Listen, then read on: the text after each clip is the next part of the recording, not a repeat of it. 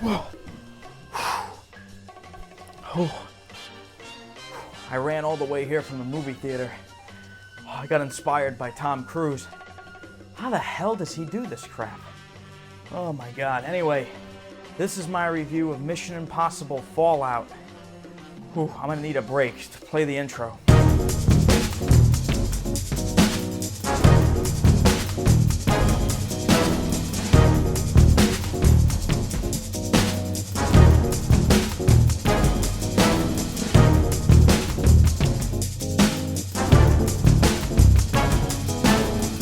Hey everybody, welcome back to another episode of Cavanaugh's Corner. Wow, a lot of running. Anyway, I'm here to talk to you today about the new Mission Impossible film. It's the 6th film in the franchise.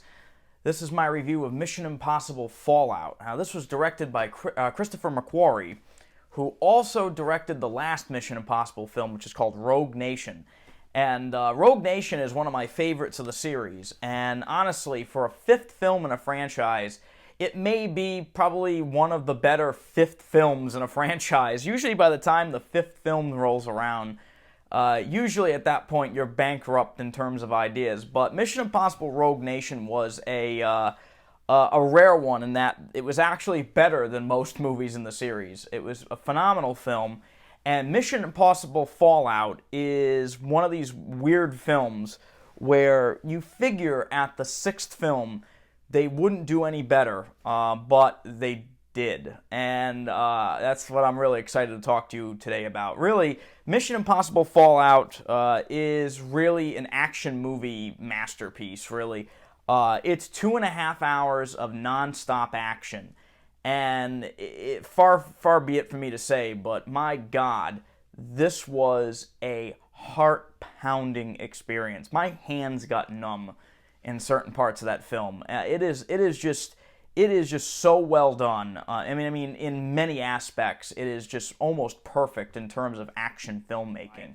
Tom Cruise, as always, is a madman. My outfit today is inspired by one of the suits he wears in the movies, so I wore a suit similar. I can't even compare to Tom Cruise, but my God, he is a madman. He does stunts in this movie that even stuntmen are going, I don't know about that, I don't know. But he does a great job. And, you know, these stunts that are done in this film, not just by Tom Cruise, but by many actors, they are really second to none. And I have to say, this movie has many action sequences that had the audience gasping. I was really surprised by some of them, how well done they were.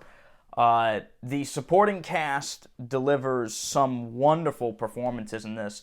Ving Rhames is a standout. He really gets to shine in a couple scenes. He is kind of one of these unsung heroes of the whole franchise at this point.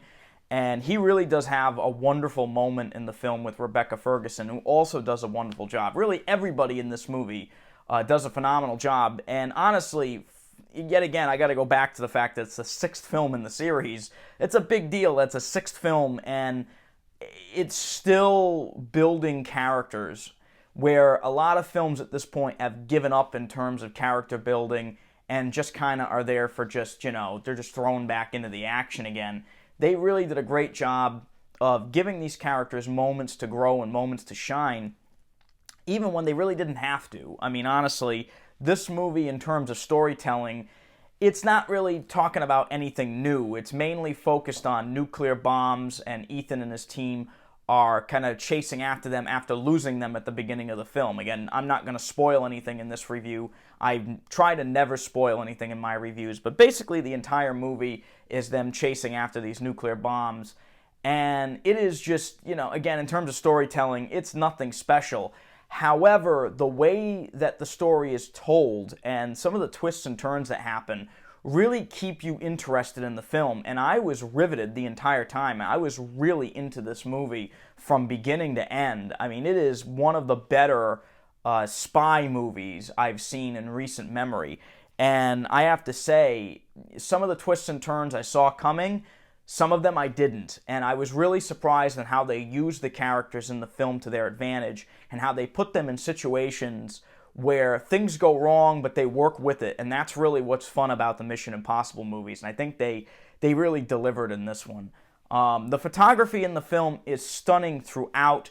I saw this movie in IMAX. I highly recommend you also see it in IMAX because there are multiple scenes in the film where the screen expands, and I gotta tell you, those scenes are really, really mind-blowing. They really are stunning to look at.